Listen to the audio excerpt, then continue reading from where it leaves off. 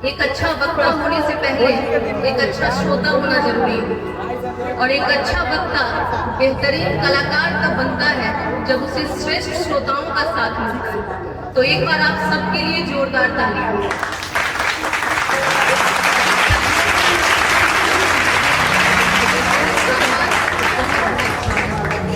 हमारे ऋषि मुनि, हमारे ज्ञानी कहा करते हैं हर मनुष्य में ईश्वर का वास है।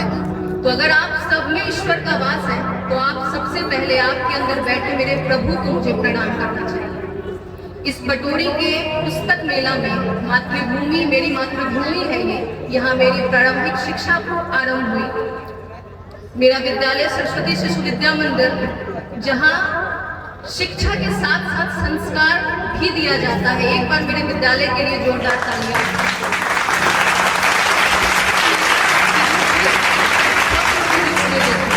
श्री मनोज कुमार पांडे और वशिष्ठ राय वशिष्ठ जी, जिनकी अथक मेहनत से आज ये कार्यक्रम हो रहा है, एक बार, और इस समिति के सभी सदस्य जिन्होंने इस कार्यक्रम में अपना योगदान दिया, उन सभी का बहुत बहुत आभार, बहुत बहुत स्वागत। अब राम को कहना या राम को सुनना, राम का चिंतन या राम को जीवन, एक ही सत्य है, एक ही सत्य है, राम नाम। दुखों का अंत राम नाम, जीवन की गति राम नाम, होगा जग कल्याण तो बोलो राम नाम। तो एक बार जोर से बोलिए जय श्री राम। और जिस प्रकार हमारे बंशी बिहारी, हमारे ठाकुर जी महाराज राधा रानी के नाम से अति प्रसन्न होते हैं। जब हम वृंदावन जाते हैं, चाहे कितनी भी आप ठाकुर जी की वंदना कर ले, जितनी भी भक्ति कर ले, आप जब तक राधा रानी का जाप नहीं करेंगे, आपका वृंदावन जाना सफल नहीं होगा। तो जिस प्रकार हमारे बंशी बिहारी राधा रानी के नाम से अति प्रसन्न होते हैं, उसी प्रकार हमारे श्री रामचंद्र जी महाराज माता सीता के नाम से प्रसन्न होते हैं। तो इस कार्यक्रम की शुरुआत हम प्रभु श्री राम और माता सीता के नाम के जयकारे के साथ करेंगे। सीताराम सीताराम सीताराम कहिए, जाहि विधि राखे राम, ताहि विधि रहिए। सीताराम सीताराम सीताराम कहिए, जाहि विधि राखे राम, ताहि विधि रहिए। साथ में गाइए, आप लोग भी साथ में गाइए, राम के नाम की रस्सी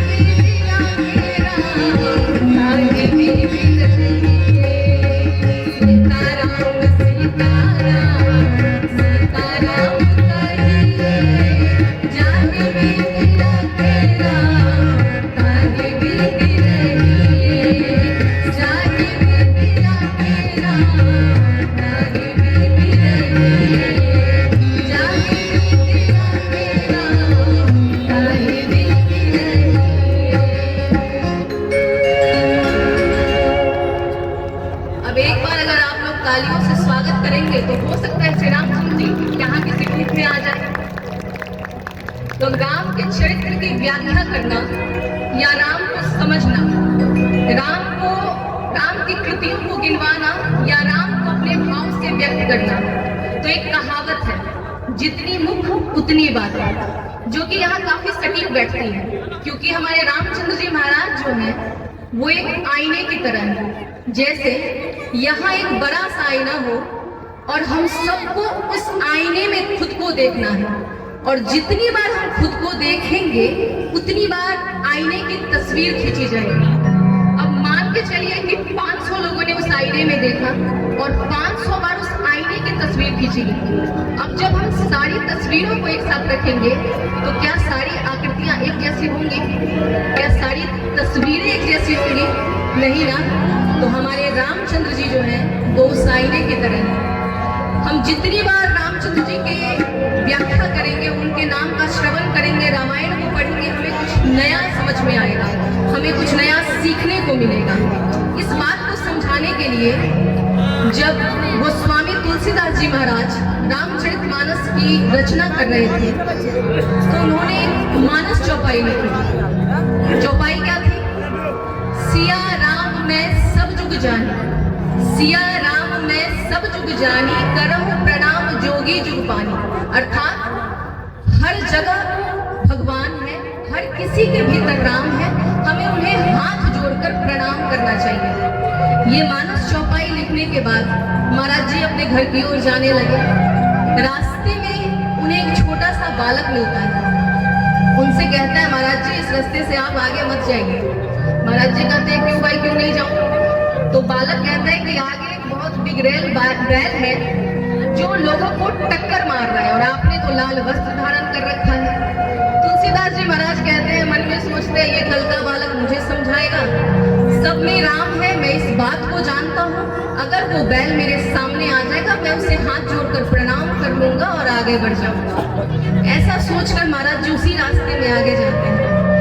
सचमुच वो बैल जो है वो महाराज जी के सामने आता है और उन्हें बड़ी जोर से टक्कर मारता है और महाराज जी सीधे जमीन पे गिर जाते हैं। तुलसीदास जी को बड़ा क्रोध आता है और वो अपने घर जाने के बजाय सीधे उस स्थान पे पहुंचते हैं जहां वो मानस की चौपाइयां लिख रहे थे और उस चौपाई को फाड़ने लगते हैं। तभी वहां श्री राम के सबसे बड़े सेवक हनुमान जी प्रकट होते हैं। हनुमान जी कहते हैं महाराज जी आप क्या कर रहे हैं? तुलसीदास जी कहते हैं शायद मैंने ये चौपाई गलत लिख दी है और पूरी आप बीती सुनाते हैं। हनुमान जी हंसते हुए कहते हैं महाराज जी आपने बैल में तो रामचंद्र जी को देखा और उस छोटे से बालक में प्रभु को नहीं देखा जो आप लोग पहले आप उन्हें पहचान नहीं पाए, तो इसमें ये मानस चौपाई कैसे गलत साबित हुई? तब जाके गोस्वामी तुलसीदास महाराज जी को अपनी भूल का एहसास होता है, उन्हें पश्चाताप होता है और महाराज जी तब लिखते हैं गंगा बड़ी न गोदावरी, गंगा बड़ी न गोदावरी, न तीर्थ बड़ी प्रयाग, सकल तीर्थ का पुण्य वही, सकल तीर्थ का पुण्य वही, जहाँ हृदय राम का वास। बोलिए जय श्री राम। 16वीं शताब्दी में जब तुलसीदास जी महाराज रचना कर रहे थे मानस चौपाइयों की, तो किसी ने उनसे पूछा कि आप मानस चौपाई क्यों लिख रहे हैं, आप क्या संदेशा देना चाहते हैं, आप क्या समझाना चाहते हैं? महाराज जी कहते हैं मैं ये रामायण, मैं ये राम की कृतियां किसी और के लिए नहीं, अपने हृदय की संतुष्टि के लिए, अपने हृदय को प्रसन्नता यानी कि राम जो है वो आपको खुद को प्रसन्नता देते। अभी के वक्त में, अभी जो समय, अभी जो दौर चल रहा है उसमें खुद को प्रसन्न रखना बहुत बड़ा कार्य है। लोग डिप्रेशन में चले जाते हैं, मेडिटेशन करते हैं। अरे सबसे बड़ा मेडिटेशन राम का नाम है, आप उस रस में डूबिए तो सही, आप राम का चिंतन करिए तो सही। राम एक है पर उनके रूप अनेक हैं। जैसे किसी के लिए राम मर्यादा पुरुषोत्तम है, किसी के लिए राम वचनबद्धता के प्रतीक है, किसी के लिए सन्यासी है तो किसी के लिए बुराई पर अच्छाई के जीत के पूरक है, कभी कठोर है तो कभी निर्मल है। जैसे बिहार के एक उभरते कलाकार हैं श्री कुंदन सिंह क्रांति, उनकी चंद लाइनें हैं कि समुद्र जो सुखा सके, समुद्र जो सुखा सके वो आग उनकी बाण में, जो और पत्थर भी रहते हो नाम जिनके जादू।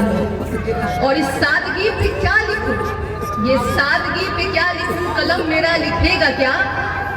समुद्र से भी पूछते थे रास्ता मिलेगा क्या।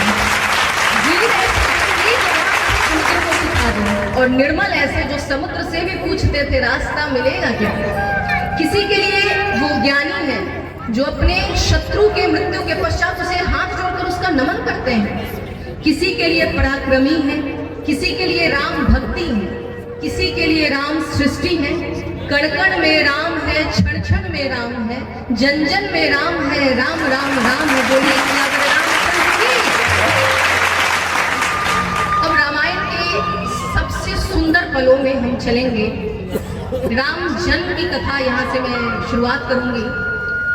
राजा दशरथ एक बार अपने कक्ष में बैठे थे और वो सोच रहे थे, जीवन के तीसरे पल में राजा दशरथ थे, उन्हें संतान की प्राप्ति नहीं हुई थी। राजा दशरथ को ऐसा लगता है कि अगर मेरे साथ कुछ अप्रिय घटना हुई तो अयोध्या का क्या होगा, यहाँ के लोगों का क्या होगा, मेरे लोगों का क्या होगा। तो दशरथ जी को एक श्राप मिला था बहुत पहले। उस श्राप की वजह से दशरथ जी कई बार व्याकुल हो जाते थे। मेरी एक रचना है दशरथ विलाप, उसमें मैंने राम के प्रति दशरथ का लगाव और उनके विलाप को लिखा है। आइए आपके साथ साझा करती हूँ। दशरथ कहते हैं, सब कहते मैं राजाधिराज, सब कहते मैं राजाधिराज, प्रचुर संपत्ति मेरे पास, 3 रानियों का मैं स्वामी, नाम है दशरथ, हूँ मैं अयोध्या का महिपाल। निःसंतान रहा जब बरसों, निःसंतान रहा जब बरसों, ऋषियों ने तब आशीष दिया, सर्व देवता हुए अति हर्षित, स्वयं अग्निदेव ने कृपा किया। जब राजा दशरथ पुत्रेष्ठी यज्ञ कर रहे थे तो ऐसी मान्यता है कि वहां स्वयं अग्निदेव प्रकट होते हैं और एक पात्र में खीर उन्हें देते हैं, जिस फल स्वरूप राजा दशरथ को 4 पुत्रों की प्राप्ति होती है।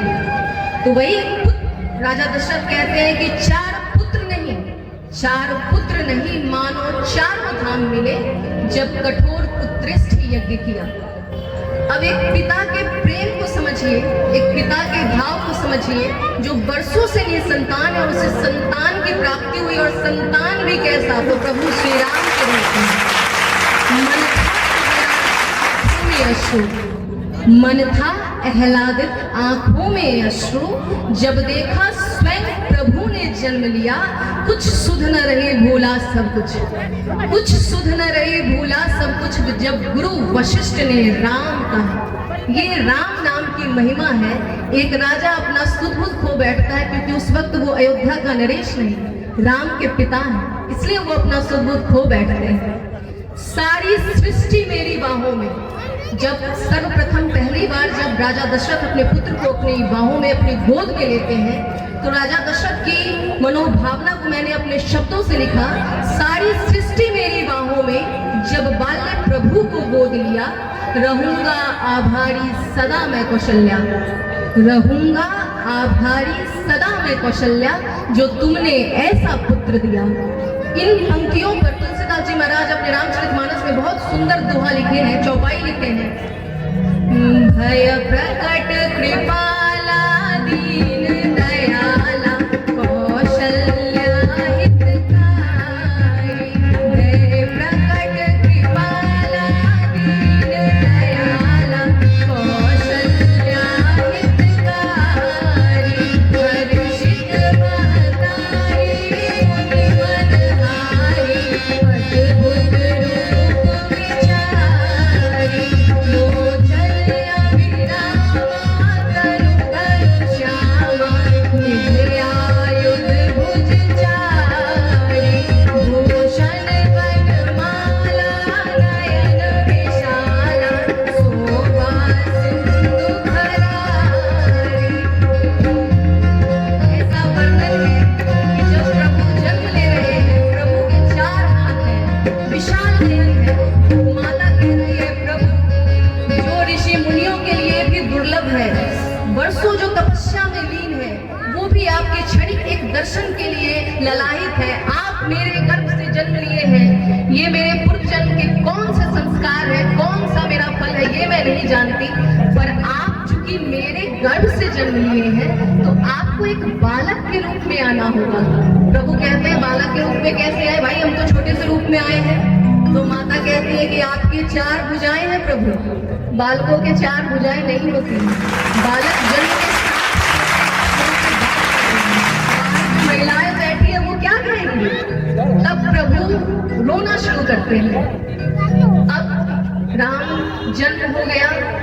जब किसी बच्चे का जन्म होता है घर में, चाहे ठाकुर जी महाराज का जन्म हो बाल रूप में या फिर देवी का जन्म हो कन्या रूप में, घर में बहुत उत्साह का माहौल होता है। और जिस घर में प्रभु ने जन्म लिया हो, शेषनाग अवतार लिए हो, उस घर की जो व्याख्या होगी वो शब्दों में कहीं नहीं जा सकती है। लेकिन इन सब के बावजूद जैसे जैसे समय बीत रहा था, प्रभु अपने तीनों भाइयों के साथ जैसे जैसे बड़े हो रहे थे, राजा दशरथ के मन की एक पीड़ा है वो भी बढ़ते जा रही थी। वो पीड़ा क्या थी? जैसे जैसे दिन बीत रहे, जैसे जैसे दिन बीत रहे, मन व्याकुल है और व्यग्र भी है। जो श्राप मिला बरसों पहले, जो श्राप मिला बरसों पहले, वो सच होने का डर भी है। अब किस बात के लिए दशरथ को श्राप मिला था वो कहानी सुनिए। एक भूल हुई थी मुझसे भारी, एक भूल हुई थी मुझसे भारी, जब दृष्टिहीन दंपत्ति पे आई थी विपदा सारी। पुत्र वियोग में व्याकुल दोनों, बस श्रवण श्रवण पुकारे रहे। नीति का लिखा कोई समझ न पाए, बस परमेश्वर को धिक्कार रहे। एक बार जब राजा दशरथ शिकार के लिए जाते हैं तो वो मृग समझकर तीर चलाते हैं। वो तीर श्रवण कुमार को लगता है, जो अपने अंधहीन माता पिता को अपने कांधे पर बैठा के तीर्थ यात्रा के लिए ले जा रहे होते हैं। जब श्रवण कुमार को तीर लगता है, श्रवण कुमार मृत्युशैया पे होते हैं, उनके माता पिता हाय श्रवण करके विलाप कर रहे होते हैं। तो दशरथ जब वहां आते हैं और कहते हैं कि मुझसे भूल हुई, तो उन दंपत्ति के जो उत्तर रहे होंगे उन्हें मैंने जो लिखा, जब जाना मैं ही हूँ वो पापी, जब जाना मैं ही हूँ वो पापी, बिन सोचे समझे श्राप दिया। मैं बोला मुझसे भूल हुई, मैं बोला मुझसे भूल हुई, ये समझाने का अवसर न दिया। अति कठोर हो बोले दंपत्ति, अति कठोर हो बोले दंपत्ति, जा दिन गिन ले अब तू राजन, एक दिन तेरा भी ऐसा आएगा, एक दिन तेरा भी ऐसा आएगा, जो सबसे प्रिय होगा तुझको वो दूर बहुत चला जाएगा। क्योंकि दशरथ जी कहते हैं मैं अयोध्या नरेश हूँ, तो दंपत्ति कहते हैं, श्रवण के पिता कहते हैं, हो विपुल संपत्ति तो क्या है, हो विपुल संपत्ति तो क्या है, काम तेरे कुछ भी ना आएगा, भले लाख करे तू घोर तपस्या, भले लाख करे तू घोर तपस्या, पर पुत्र वियोग से ना बच पाएगा। चाहे लाख प्रयत्न तू कर ले, चाहे लाख प्रयत्न तू कर ले, पर सुत का संग न पाएगा। जिस वियोग से हम व्याकुल, जिस वियोग से हम व्याकुल, इसी वियोग में तू सुरलोक को जाएगा। अब वो क्षण वापस आया है, समय को बदलते समय नहीं लगता। अब वो क्षण वापस आया है, मन चिंतित है आंखें नम है, जिस राज्य में बस उल्लास ही था, जिस राज्य में बस उल्लास ही था, वहां विरह का घोर अंधेरा है। अब राजा दशरथ चूंकि मर्यादा पुरुषोत्तम है, कहते हैं कि राजा दशरथ जैसा पिता होना सौभाग्य की बात है, पर राम जैसा पुत्र होना इससे बड़ा सौभाग्य कुछ और हो ही नहीं सकता। तो जब राजा दशरथ जो पिता जो है वो अपने कक्ष में बहुत व्याकुल है, बहुत परेशान है, और उन्हें बुलावा आता है कि पिताश्री तुम्हें बुला रहे हैं। राजा दशरथ व्याकुल होकर कहते हैं कि पुत्र मुझे क्षमा कर दो, जिस सुबह की पहली किरण से तुम्हारा राज्याभिषेक होना था, उसी सुबह की पहली किरण के साथ तुम्हें वनवास को जाना है। प्रभु कहते हैं कोई बात नहीं पिताजी, जैसी आपकी आज्ञा। ऐसा कह के वो बाहर आते हैं, पर प्रभु को पता है कि उनकी एक माँ भी है, और माएँ जो होती है ना, वो पुत्र के थोड़ी सी भी तकलीफ को सहन नहीं कर पाती थी।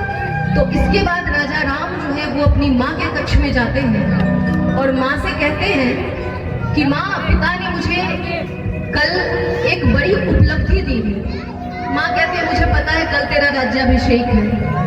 प्रभु कहते नहीं माँ, मेरा जन्म कल्याण के लिए हुआ है और ये बात पिताश्री को पता है।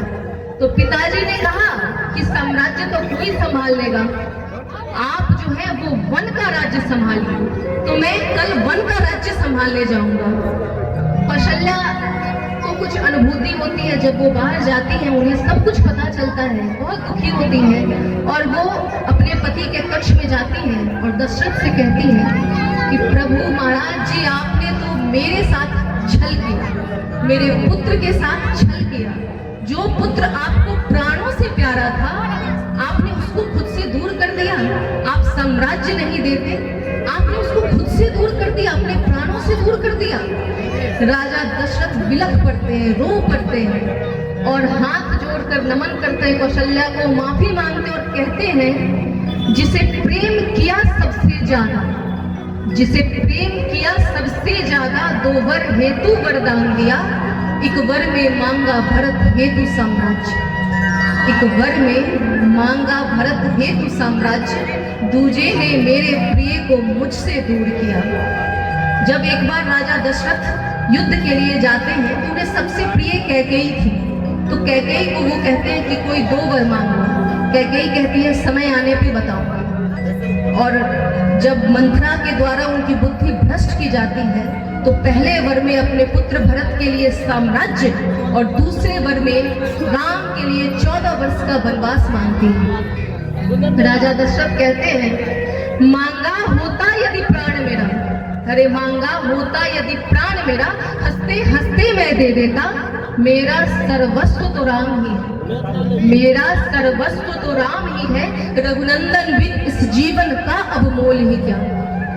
प्रभु की विवशता तो एक पुत्र के रूप में है जो अपने पिता के वचन के लिए वन जा रहे हैं, पर एक पिता की विवशता को समझिए, प्राणों से प्यारे पुत्र को खुद से दूर कर रहे हैं, खुद कह रहे हैं कि अब राम तुम्हें वन जाना है, अब राम तुम्हें वन जाना है, ये बात कहो तो कैसे कहो, अब राम तुम्हें वन जाना है, ये बात कहूं तो कैसे कहूं, मेरे जीवन का सार हो तुम, मेरे जीवन का सार हो तुम, बिन राम चरण में कैसे रहूं,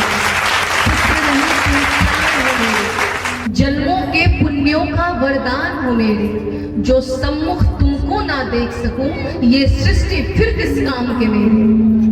और वो श्राप जो उन्हें मिला था कि जिस वियोग में हम व्याकुल, इसी वियोग में तो सुरलोक को जाएगा, वो क्षण वापस आ गया है। राजा दशरथ की स्थिति क्या है, राम राम विलाप रहे मृत्यु की राह निहार रहे, राम राम विलाप रहे मृत्यु की राह निहार रहे, पिता में जान बसती रघुपति की, पिता में जान बसती रघुपति की, पर अंतिम यात्रा में भी जा न सके। इतने विवश प्रभु क्यों हुए, क्योंकि राघव मर्यादा पुरुषोत्तम है, राघव मर्यादा पुरुषोत्तम है, वो कठोर भी है, निर्मल भी है। जब बात चले दशरथ कुल की, वो हर दुख सहने को सज्ज भी है। पुरखों की मर्यादा को, पुरखों की मर्यादा को श्रीपति ने क्या खूब निभाई, रघुकुल रीत सदा चलियाई, प्राण जाए पर वचन न जाए, बोलिए जय श्री राम। रामायण के सबसे विवादास्पद पात्रों में से एक पात्र है कैकेयी। हर कोई उन्हें बुरा भला कह रहा है, हर कोई उन्हें अपमानित कर रहा है, उनका स्वयं का पुत्र भरत उन्हें अपमानित कर रहे हैं। प्रभु उदार है, प्रभु का हृदय उदार है। प्रभु जब कैकेयी से उनका संवाद होता है, प्रभु कहते हैं एक दिन जब राम कहे कैकेयी से, एक दिन जब राम कहे कैकेयी से, माँ तुम्हें कुछ बात बताना है, सामर्थ्य नहीं किसी और में इतना, सामर्थ्य नहीं किसी और में इतना, जो दायित्व तुम्हें निभाना है। अगर पद प्रतिष्ठा की बात हो, हर कोई आगे आ जाता है, हर कोई कहता है मेरे वजह से हुआ, मेरे वजह से हुआ, पर अगर निसफलता की बात की जाए, किसी भी कार्यक्रम की असफलता की बात की जाए, तो हर कोई पीछे हो जाता है।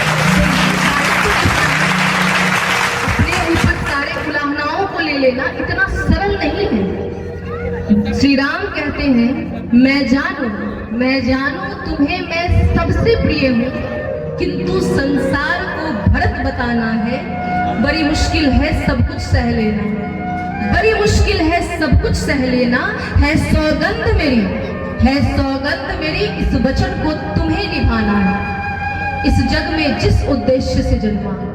कहते हैं ना कि हुई है वही जो राम रचि रहा था। राम जो लिखे हैं, जो नियति ने लिखी है, वो होकर रहती है। प्रभु को ये पता था कि जब वो क्षण आएगा माँ बहुत व्याकुल हो जाएंगी, तरह तरह के प्रतिकार उन पे लगेंगे, माँ शायद सह नहीं पाएगी। तो प्रभु कहते हैं इस जग में जिस उद्देश्य से जन्मा उसे पूरा करने मुझे महल से जाना है। जाओ माते बस राजन से कहलवाओ, जाओ माते बस राजन से कहलवाओ, अब राम तुम्हें बन जाना है। सब जाने पिता को सबसे प्रिय तुम हो, किंतु अब उनके तिरस्कारों को तुम्हें सहना है। अधिक समय अब नहीं है माते, अधिक समय अब नहीं है माते, पिताश्री को निकट ही संसार से जाना है। क्योंकि पिता कहते हैं राम ही मेरी शक्ति है, राम बिन कैसी भक्ति है, राम ही मेरी शक्ति है, राम बिन कैसी भक्ति है, जो क्षण भर न राम को देख सकूं इस जग से मुझे विरक्ति है। नहीं भूल किसी की है माते, नहीं भूल किसी की है माते, सब काल चक्र की गलती है, जो नियति ने लिखी हो वो घटती है, जो नियति ने लिखी वो घटती है, मंत्रा तो बसी कट चुकी है। मैंने जितना रामायण को स्मरण किया, जितना सीखा है कि सब कहते भला बुरा कैकई को, सब कहते भला बुरा कैकई को कि वो माता नहीं कुमाता है। रामायण से मैंने ये सीखा है, रामायण से मैंने ये सीखा है, अति कठिन है कैकई बनना, अति कठिन है कैकई बनना, और साध्य नहीं मेरे राम को समझना। बोलिए जय श्री राम। अब हम सब कहते हैं ना कि राम क्या है। कई बार ये प्रश्न हमारे मन में आता है कि राम का चिंतन क्यों, राम का मनन क्यों, राम क्यों। तो राम को समझाने के लिए चंद पंक्तियां हैं, समझिएगा। अखंड है अभग्न है, अखंड है अभग्न है, अक्षुण्ण है संपूर्ण है, अखंड है अभग्न है, अक्षुण्ण है संपूर्ण है, जो दुश्मनों का काल है, दुर्बलों की ढाल है, जो नाथ चारों धाम के वो मेरे श्री राम है। एक बार तालियां बजाइए।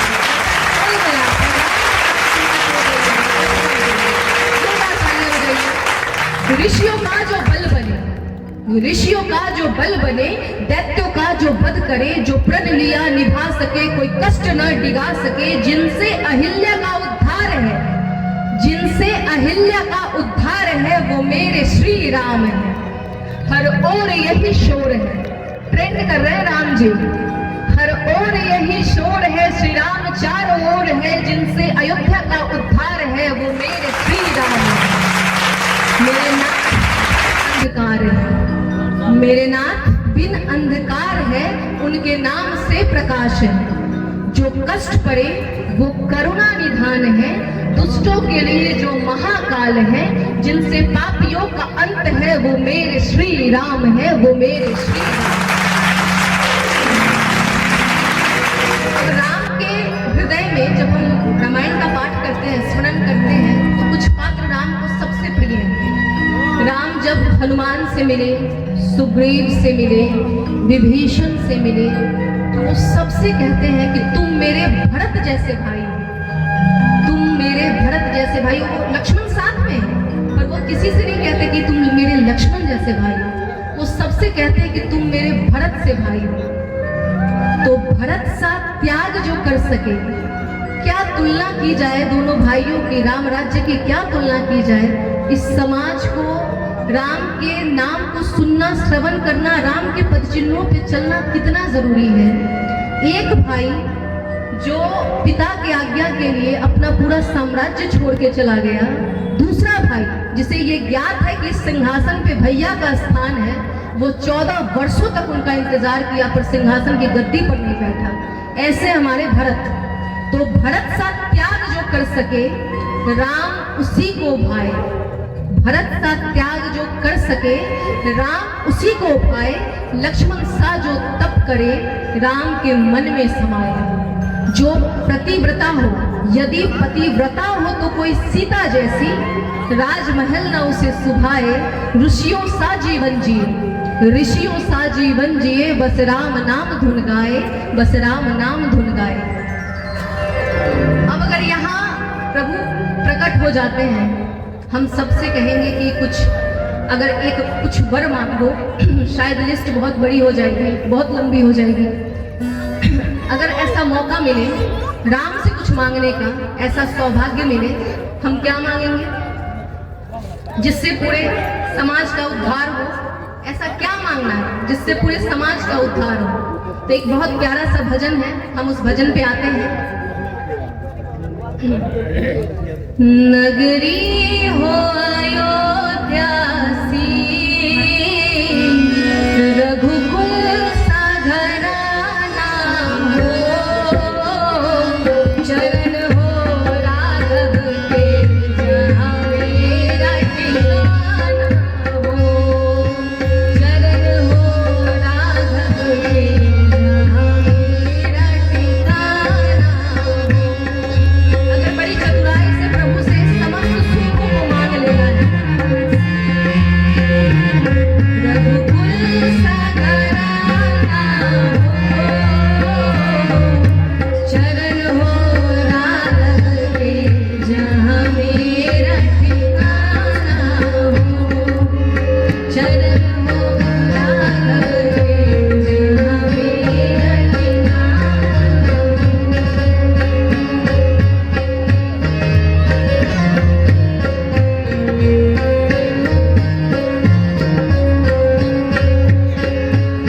लक्ष्मण सा भाई हो,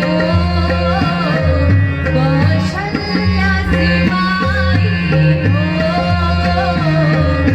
स्वामी तुम जैसा मेरा रघुराई हो, स्वामी तुम जैसा मेरा रघुराई हो। अब आपने लक्ष्मण सा भाई मांग लिया, कौशल्या सी माई मांग ली, स्वामी राम जैसा मांग लिया, आपने इस पृथ्वी के समस्त सुखों को मांग लिया। इससे बड़ा स्वर्ग और कहीं नहीं है। अब जब राजा राम जब केवट से कहते हैं, नदी पार कराने के लिए कुछ मांगने के लिए कहते हैं, केवट कहता है कि प्रभु मैंने आपको नदी पार करवाई है, जब इस भवसागर से मैं जाऊंगा तो आप मेरा उद्धार करना, आप मेरी नैया पार करना। होना क्या चाहिए? राम से क्या मांगना है?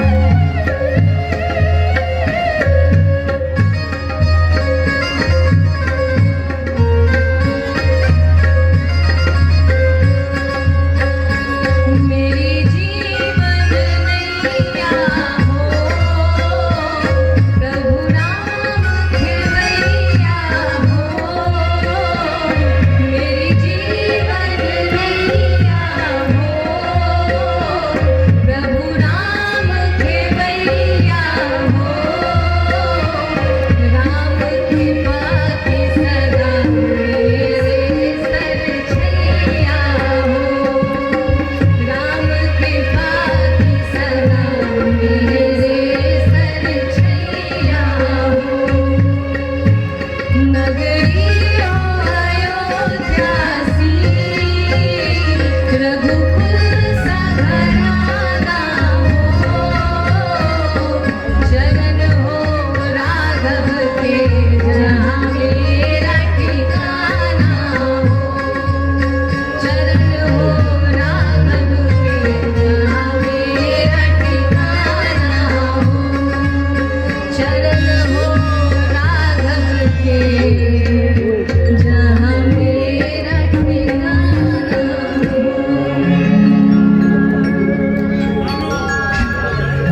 रामायण की जब बात होती है तो सबसे अधिक जो प्रसंग है, जो हमें सुनना चाहिए, श्रवण करना चाहिए, वो राम भरत मिलन है। जब राम वन को जाते हैं, जब उन्हें ऐसा कहा जाता है कि तुम वन को चले जाओ, राम वन की ओर जाते हैं। अयोध्या से होते हुए, रामाश्रय होते हुए वो अपने यात्रा को श्रीलंका के पास खत्म करते हैं। उस समय भरत अपने भाई सहित, जब राजा राम वन को जा रहे थे तो भरत अपने भाई सहित ननिहाल गए हुए थे। जब भरत को ऐसा पता चलता है कि भैया वन को चले गए हैं तो वो घुड़सवारी करते हुए रोते हुए अपने महल तक आते हैं। पता करवाते हैं अपने गुप्तचरों से तो उन्हें पता चलता है कि प्रभु जो है, राम जो है, अभी चित्रकूट पर्वत पे हैं। चित्रकूट पर्वत पे ऐसा कहा जाता है कि प्रभु काफी समय तक रहे थे। तो जब चित्रकूट पर्वत पे प्रभु थे, पहुंचते हैं तो वहाँ वन देवी आती है। ये एक घटना है, बहुत बेहतरीन घटना है, इससे हमें सीखना चाहिए। जब वन देवी आती है तो राम से कहती है कि प्रभु आप कहिए आपके लिए क्या कर सकती हूँ मैं। राम कहते हैं कि सब तो ठीक ही है, कंदमूल खा लेंगे, आश्रम खुद बना लेंगे। आप एक काम कीजिए, मैं जिस रास्ते से आया हूँ उस रास्ते पे जो कांटे बिछे हैं ना, आप उन्हें हटा दीजिए। वन देवी कहते हैं प्रभु जैसी आपकी इच्छा, पर आप तो आ चुके हैं, जो कांटे लगने थे आपको लग चुके हैं। अब उस रास्ते को क्यों साफ कराना, अब उस रास्ते के कांटे को क्यों हटाना। तो प्रभु श्री राम कहते हैं, उनके जवाब को सुनिएगा। प्रभु श्री राम कहते हैं कि मेरा जो भाई है भरत, वो मुझे खोजते हुए उस रास्ते से अवश्य आएगा। मैं नहीं चाहता उसे कोई कांटा चुभे।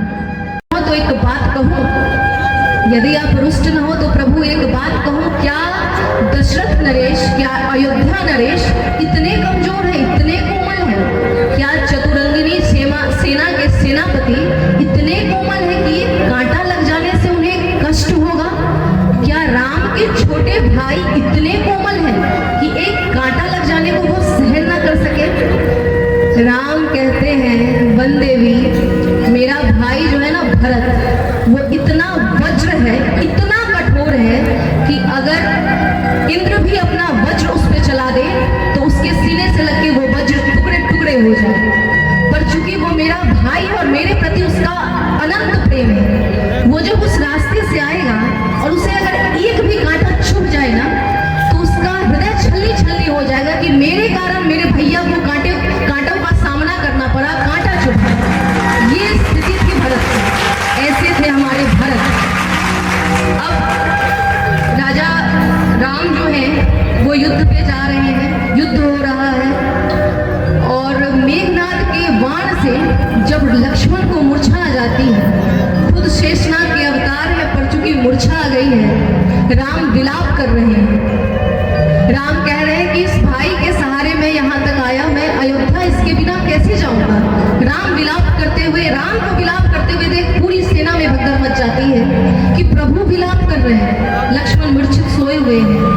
हनुमान जी से कहा जाता है संजीवनी लाने के लिए।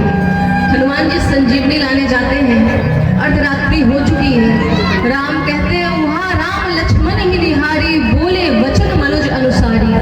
अर्धरात्रि गई कभी नहीं आए हो, आधी रात हो गई अभी तक हनुमान नहीं आया है। अर्धरात्रि गई कभी नहीं आए हो, राम उठाई अनुज उड़लाई। जब हनुमान संजीवनी लेकर आकाश मार्ग से आ रहे थे उस वक्त लगभग ब्रह्म मुहूर्त का समय हो चुका था और भरत जो है वो अपने उपवन में टहल रहे थे। उन्हें लगता है ये इतना विशालकाय राक्षस कौन है जो अयोध्या पे आक्रमण करने वाला है। ऐसा सोच के, चूंकि भरत जो है वो काफी निपुण है बाण विद्या में, वो ऐसी बाण चलाते हैं कि हनुमान जी सीधे भूमि पर आ गिरते हैं और उनके मुख से निकलता है राम राम।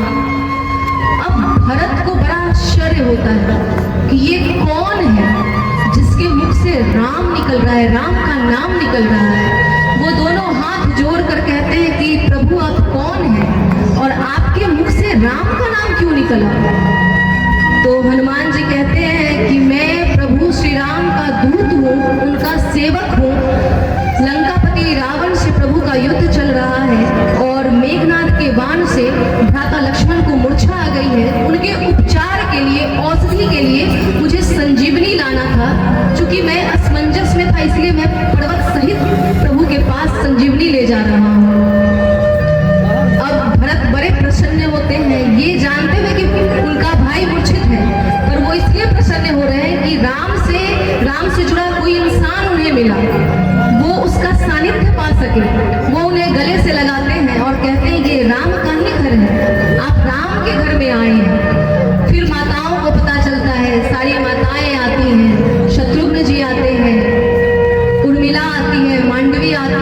कुमारी सुकृति आती हैं, सब राम के बारे में तरह तरह की बातें पूछ रहे हैं, लक्ष्मण के बारे में पूछ रहे हैं, युद्ध के बारे में पूछ रहे हैं। हनुमान जी के पास माता कौशल्या आती है। जब देखती है कि इधर उधर कोई नहीं है तो माता कौशल्या आती है। ये राम परिवार है, इसको समझिए।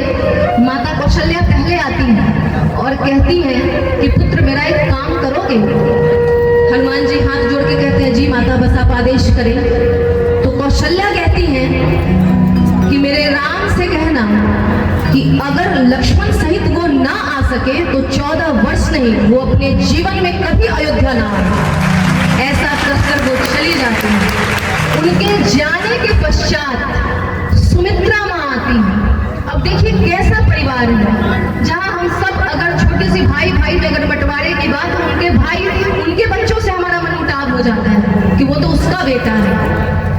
और ये परिवार राम राज्य को समझिए कि अब सुमित्रा आती है, लक्ष्मण की माँ सुमित्रा, माता सुमित्रा आती है और वो कहती है कि मुझे नहीं पता अभी दीदी ने तुमसे क्या कहा है हनुमान, पर तुम मेरा एक काम करोगे। हनुमान जी कहते हैं आशा आज्ञा करे माँ। तो माता सुमित्रा कहती है कि राम से कहना कि अगर लक्ष्मण ना आ सके, अगर लक्ष्मण की मृत्यु भी हो जाए तो घबराने के लिए नहीं, अगर युद्ध में जरूरत है तो भी मेरा एक और पुत्र है, मैं उसे भेज दूंगी। ऐसा सुमित्रा कहती है। अब हनुमान जी देखते हैं कि लक्ष्मण की जो पत्नी है उर्मिला, वो चहक रही है, खुश है। हनुमान जी को बड़ा संशय होता है कि इसका पति मृत्यु सैया पर लेटा है और ये प्रसन्न है। जब हनुमान जी देखते हैं आसपास कोई नहीं है तो उनसे कहते हैं माँ मुझे आपसे एक प्रश्न करना है। उर्मिला कहती है हाँ भैया पूछिए। प्रभु कहते, हनुमान जी कहते हैं कि आपका पति मृत्यु शैया पे है और आप प्रसन्न हैं, आप मेरे से फल दूध इन सब के बारे में पूछ रहे हैं, जबकि आपको चाहिए कि आप कहते कि तुरंत यहाँ से जाओ, संजीवनी मेरे पति तक पहुंचाओ ताकि उनके प्राण की रक्षा हो सके, और आप यहाँ इतनी प्रसन्न हैं। उर्मिला का जो जवाब है, जो उन्होंने उत्तर दिया, उस उत्तर को समझिए। उर्मिला कहती है कि आपको ज्ञात नहीं है, जो मेरे पति हैं वो राम से बहुत लाड करते हैं, बहुत प्रेम करते हैं। वो कई वर्षों से सोए नहीं है, इसलिए वो विश्राम कर रहे हैं अपने भाई की गोद में। वो उनका सानिध्य का आनंद ले रहे हैं। जिस राम को जमाई के रूप में भी हम राम नाम कहते हैं, मृत्यु शैया पे भी अगर हम राम नाम पुकारते रहते हैं तो यमराज 2 क्षण के लिए रुक जाता है कि अभी तो ये राम का नाम ले रहा है। उस राम की गोद में मेरा पति सोया है, काल क्या महाकाल भी उसका कुछ नहीं बिगाड़ सकता। अब तो ताली बजा दीजिए।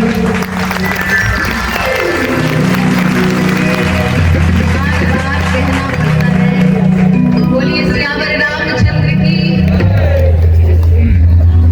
अब युद्ध की समाप्ति जब हो जाती है, जब युद्ध की समाप्ति होती है, लंका नरेश निढाल पड़े हुए हैं, उनकी मृत्यु हो गई है।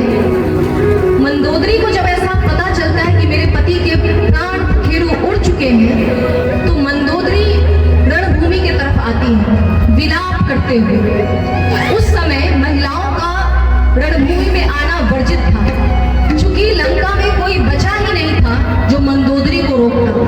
तो मंदोदरी रणभूमि की तरफ आती है, अपने पति की मृत्यु शैया जहाँ पे वो सोए हुए हैं, मरे पड़े हुए हैं, वहां पे आके विलाप करने लगती है। फिर वो उठती है और कहती है ऐसा कौन सा वीर है, वो कौन है जिसने मेरे पति की ये दुर्दशा की। वहां पे जो अंगद है, विभीषण है, हनुमान जी हैं, लक्ष्मण जी हैं, वो इशारा करते हैं कि वो मेरे भाई हमारे प्रभु श्री राम बैठे हैं।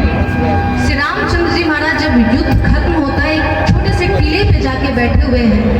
वो जब देखते हैं कि रक्त की नदियां बह रही हैं, शवों का ढेर लगा है, प्रभु बहुत विचलित है, बहुत विचलित है।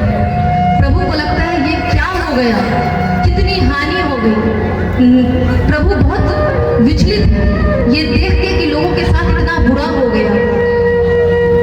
मंदोदरी राम की तरफ आती है, राम की पीठ जो है वो मंदोदरी के मुख की तरफ है, राम दूसरी दिशा में बैठे हुए हैं। जैसे ही राम देखते हैं कि कोई स्त्री की छाया उनकी तरफ आ रही है, वो अचानक से खड़े होकर हाथ जोड़कर नजरें नीचे झुकाकर कहते हैं, माते आप कौन हैं और इस रणभूमि में क्या कर रही हैं?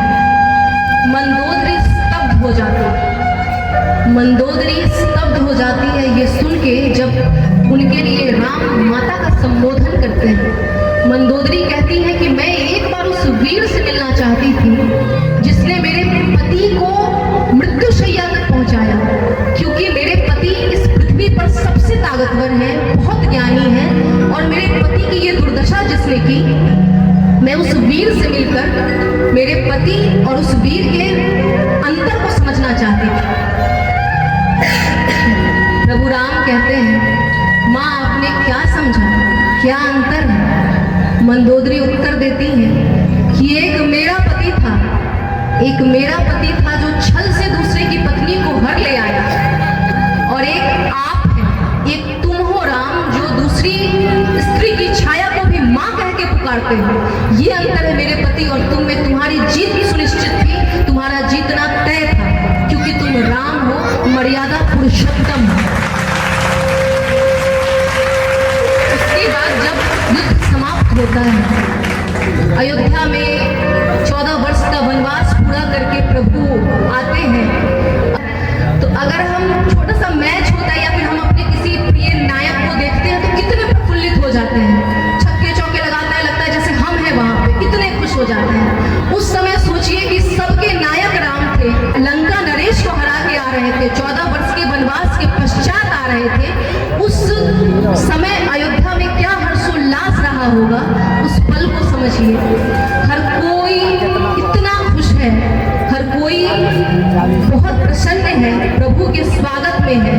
प्रभु आते हैं, उनका राज्याभिषेक होता है। राज्याभिषेक के बाद जब 2-3 महीने बीत जाते हैं, तो एक दिन प्रभु अपने कक्ष में थे और देखते हैं कि हनुमान बाहर बैठा है। तो हनुमान से कहते हैं, माता सीता को बुलाते हैं और हनुमान के लिए कहते हैं कि जाओ हनुमान से कहो कि वो कोई पद ले ले, कोई राज्य ले ले और आराम से सुख से रहे। माता सीता कहती है, माता सीता थोड़ा व्यंग करती हैं और माता कहती है कि प्रभु क्षमा कीजिएगा, आपके राज्य में, आपके अयोध्या में अकारण पुत्र को पिता से दूर किया जाता है, हमारे मिथिला में ऐसा नहीं किया जाता। तो मैं अपने पुत्र को खुद से दूर जाने के लिए कह नहीं सकती। प्रभु इसका कोई जवाब नहीं दे पाते, सो जाते हैं। सुबह लक्ष्मण से कहते हैं कि देखो भाई ऐसा काम करो कि लक्ष्मण तुम जाओ और हनुमान से कहो कि वो कोई राज्य ले ले, कोई पद ले ले।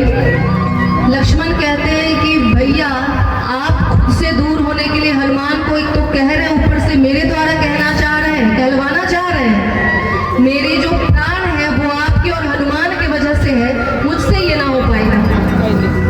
प्रभु बड़ी असमंजस में पड़ जाते हैं। अगले दिन जब सभा लगती है तो पहले तो हनुमान की खूब प्रशंसा करते हैं, कहते हैं कि ये मेरा भरत जैसा भाई है, इसने लक्ष्मण से ज्यादा मेरे लिए कुछ किया है, ये मेरा सबसे बेहतर दास है। और हनुमान ऐसा करो कि तुम कोई एक पद ले लो। हनुमान जी मुस्कुराते हैं और प्रभु से कहते हैं कि अभी तो आप कह रहे थे कि मेरा जो योगदान है वो लक्ष्मण से अधिक है और आप मुझे एक पद देना चाह रहे हैं। अब राम जी मन में सोचते हैं कि अच्छा बेटे के मन में लालच आ गई। तो राम जी कहते हैं अच्छा ठीक है, तुम कोई 2 पद ले लो। हनुमान जी कहते हैं सोच लीजिए प्रभु, मुझे 2 पद चाहिए। राम जी कहते हैं मैं वचन देता हूँ, तुम जो भी 2 पद मांगोगे मैं तुम्हें दे दूंगा। हनुमान जी चलते हुए जहाँ प्रभु का सिंहासन है वहाँ आते हैं और उनके दोनों चरणों को पकड़ लेते हैं और कहते हैं प्रभु मुझे बस यही 2 पद चाहिए, मुझे इससे ज्यादा की कोई कामना नहीं है। एक बार बोलिए सियावर रामचंद्र की, पवन पुत्र हनुमान की। हनुमान जी हैं, हमारे हनुमान जी अंजनी के लाल। एक बड़ा सुंदर सा गाना है, अंजनी के लाला बड़ा मत वाला, अंजनी के लाला बड़ा मत वाला, हवा में उड़ता जाए रे मेरा राम दुलारा, हवा में